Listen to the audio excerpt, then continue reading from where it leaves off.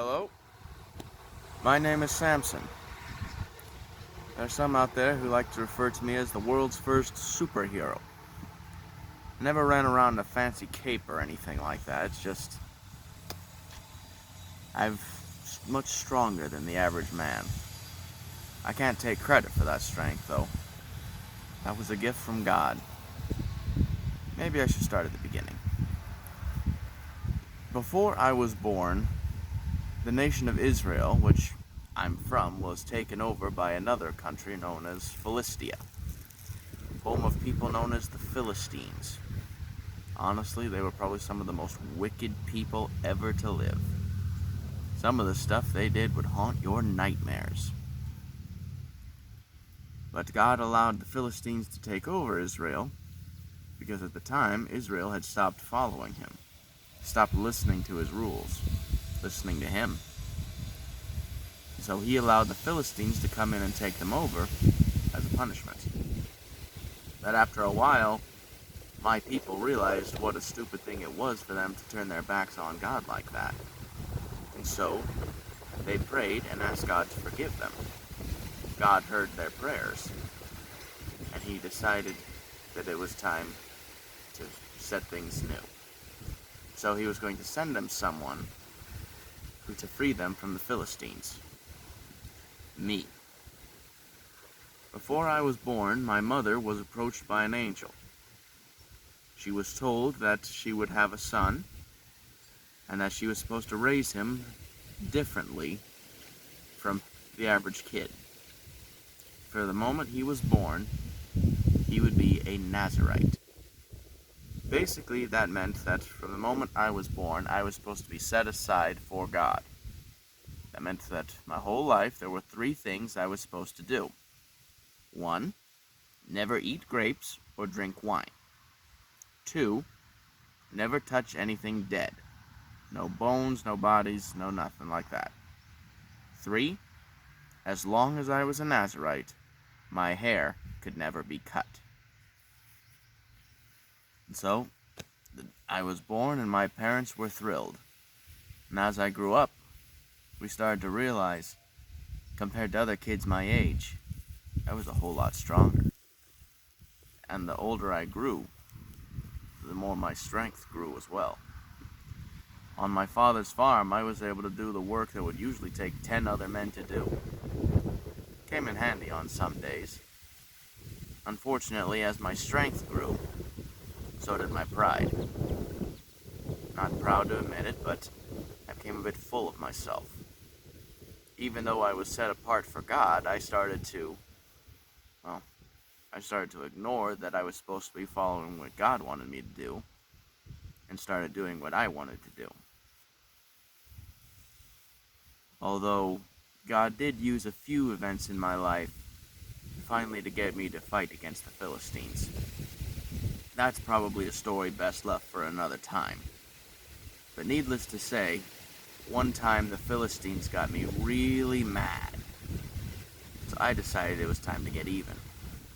I went out into the woods, caught a whole bunch of foxes, tied them together by their tails 2 at a time, and then each time I tied 2 of them together, I would also tie a lit torch into the mix.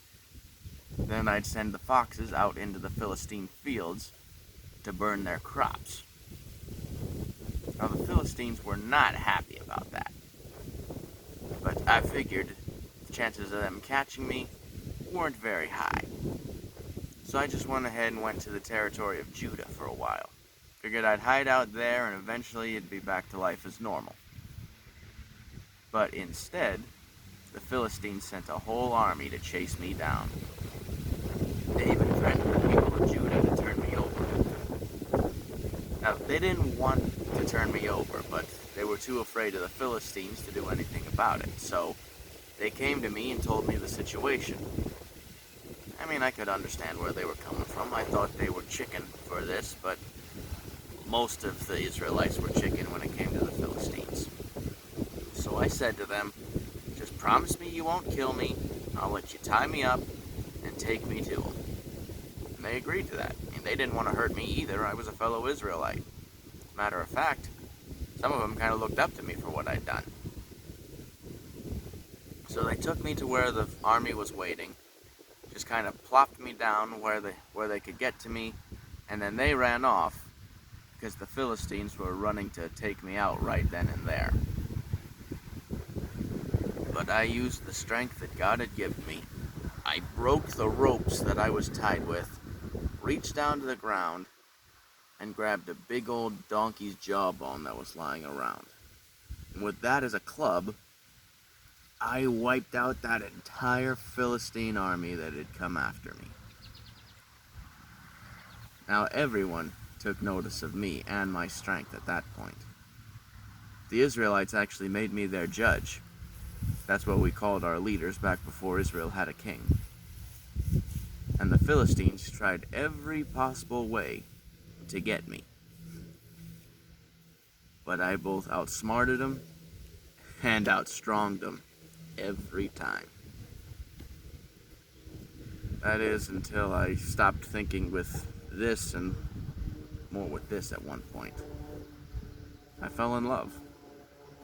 But probably unwisely, I fell in love with a Philistine girl named Delilah. She was beautiful, she was smart, she was everything I was looking for in a woman. But she was also greedy. So when the 5 leaders of the Philistines came to her and each offered to pay her the same huge amount of money for the secret of my strength, she went for it. She didn't even think twice. So later that night, she comes to me crying and in tears because I have not told her why I'm so strong. The fact is, I never told anybody what the secret of my strength was, especially not a Philistine. I might not have listened to God as well as I should have, but I knew better than to just tell anyone why I was so strong. So what I ended up doing is I came up with a story. I told her, tie me with 7 new ropes and I'll be as weak as any other man. When she tried it out later that night, though, and she cried out that the Philistines had come to get me, well, let's just say it was kind of hard to believe my story after I jumped up out of bed and all those ropes were lying in pieces on the ground. Time and again, she would come to me crying about not revealing my secret to her, and of course also crying that I'd tricked her. Every time I'd come up with a new cockamamie story about how she could make me a weak man.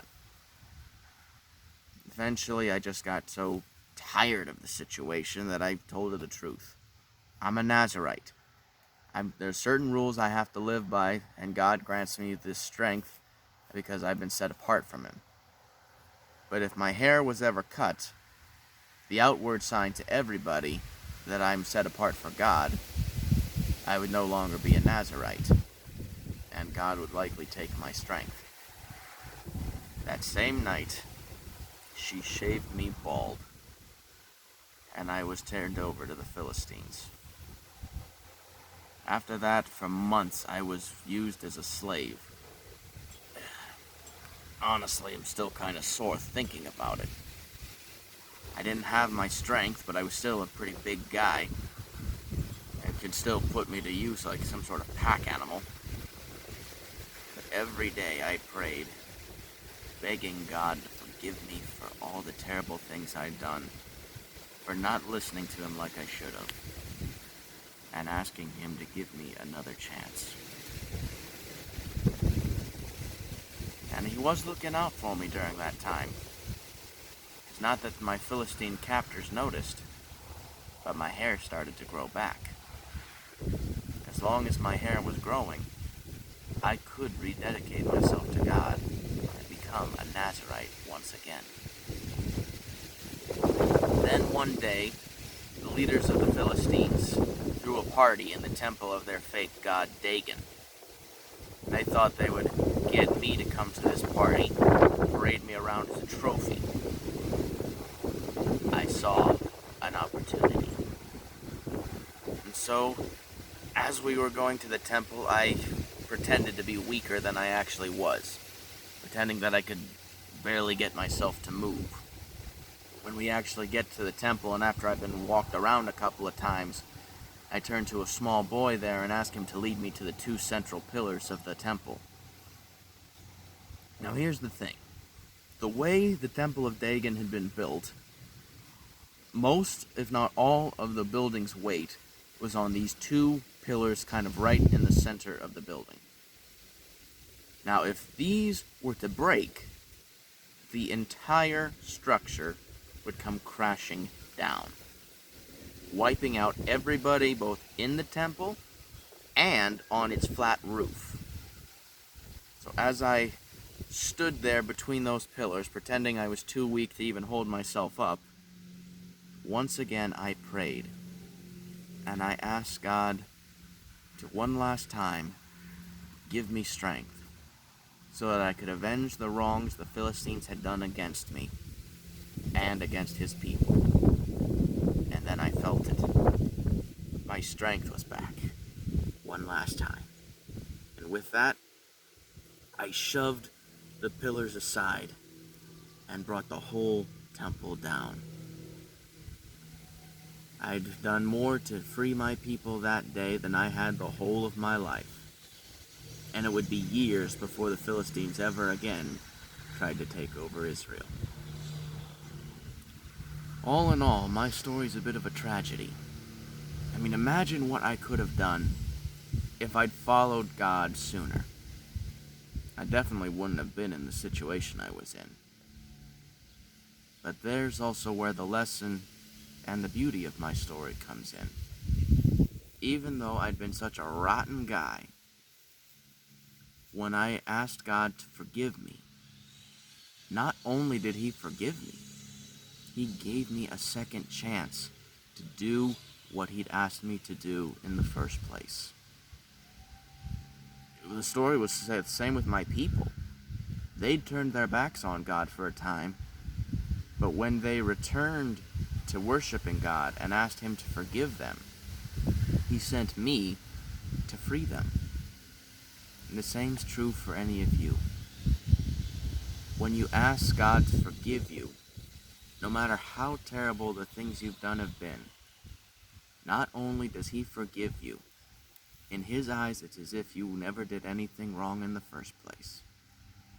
Because he will make you a new person, and he'll give you the strength to do what he's asked you to do.